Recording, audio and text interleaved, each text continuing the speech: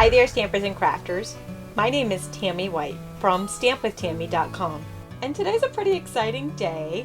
Today is my Stampin' Demonstrator group's Mother's Day blog hop, and we're announcing a new giveaway, which is always exciting for everybody. So my how-to video today is for my blog hop project, which is this gorgeous card from the Remarkable You stamp set and inspired by Sabrina Radek. It is unbelievably gorgeous and it's fairly easy to make. And be sure to stay tuned to the end of the video where I will reveal our new giveaway. And if you're not familiar with what a blog hop is, it's when a group of bloggers get together with a common theme and we all share projects for that particular theme. And my demonstrator group does this every month and they are phenomenal. Their projects are just over the top awesome. And you know this if you've ever joined one of our blog hops, and it's so easy to do. All you need to do is click over to my blog and I will have the links there that you can just click through and check out everybody's projects, as well as a free PDF for this project and more details. Are you ready to see this awesome card? Let's get started. These vellum flowers are just stunning, so beautiful. And for this card, I'll be using the Remarkable You stamp set, this is one stamp set, but it's a 2-box set. And the greatest greetings is where the words "My Amazing Mother" come from. You can purchase all of the supplies I'm using today, including the markers, ink, embossing, and these stamp sets on my stampwithtami.com blog.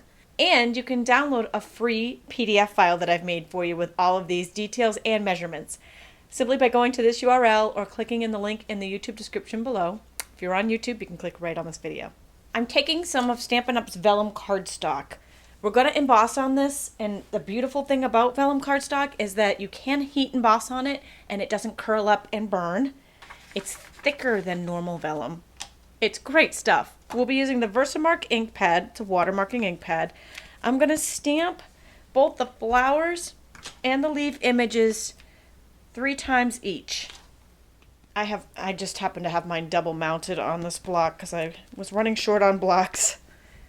I know it's a little hard to see the Versamark on the vellum in this video, but they are there, and it stays tacky a little bit longer, which makes it an excellent ink choice for heat embossing.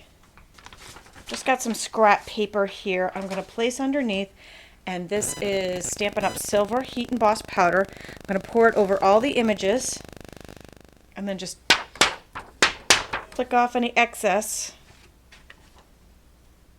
And when we're done, our vellum looks like this. The powder isn't set yet. It's just stuck to the ink, but we want to heat and melt it next.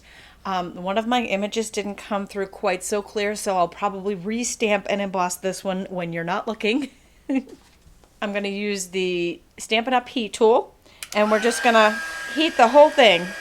It's just so awesome. I love heat embossing. It's so cool.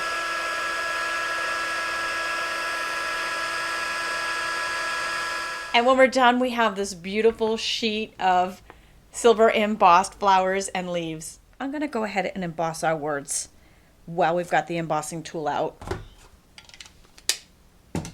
Same thing, I just stamped them on some white this time. And I'm going to pour the silver embossing powder right over the top.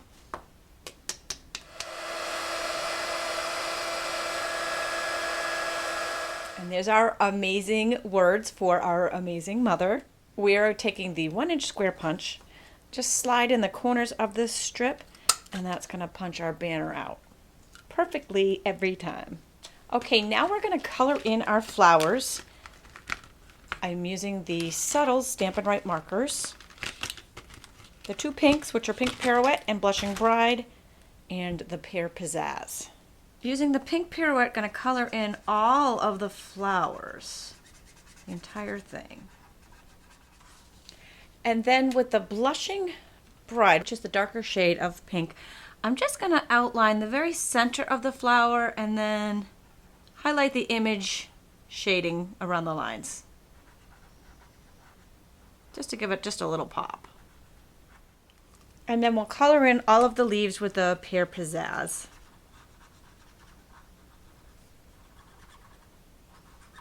And when you're done, they look something like this. And then we're going to trim them out with your paper snips. I'm cutting the flowers out individually, so you'll have 2 from each set. And I only left stems on 1 set. You don't need stems on the rest.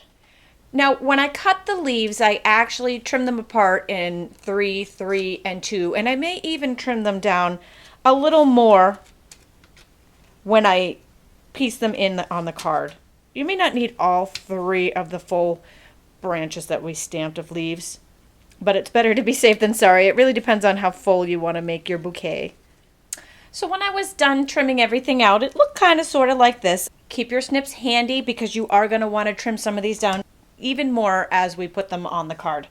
I'm using some snail adhesive, which is a double-sided tape, to adhere our card base and elements together. Then I use these Stampin' Up! Mini glue dots for the flowers. I'm saving the flower pieces with the stems for the bottom, and then I just pieced them on here. Started with the pink flowers and then added the leaves in after to kind of fill in the bouquet. And there's no right or wrong here. You can make yours full or you could make yours a little plainer. And then I just pieced in the leaves, and some I cut apart depending on where they fit in the design, and they all just went in with glue dots.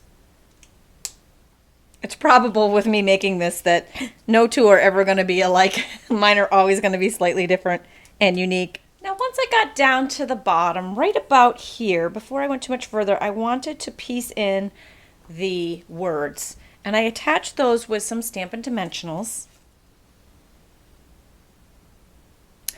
just to give it a little pop. And I love how the flowers and the foliage just kind of pop around it too. Now this time I think I'm going to have a little leaf peeking out from underneath. Just add a little fun there. And each one is going to be beautiful and unique. And it's just a stunning, stunning card. Don't forget, I have a free downloadable PDF for this card and all the information on it on my stampwithtami.com blog. Now let's hear about that giveaway. Okay, this is a fantastic giveaway. It is for the Watercolor Wishes kit from Stampin' Up! This kit makes 20 cards. They're gorgeous. We just showcased it recently on our Stampin' Scoop show, which runs on Periscope on Tuesdays. To enter, all you need to do is leave a comment on my blog or any of the blogs in our blog hub with the hashtag #StampItContest. You can enter once per blog, so you can enter multiple times for a chance to win this Watercolor Wishes card kit.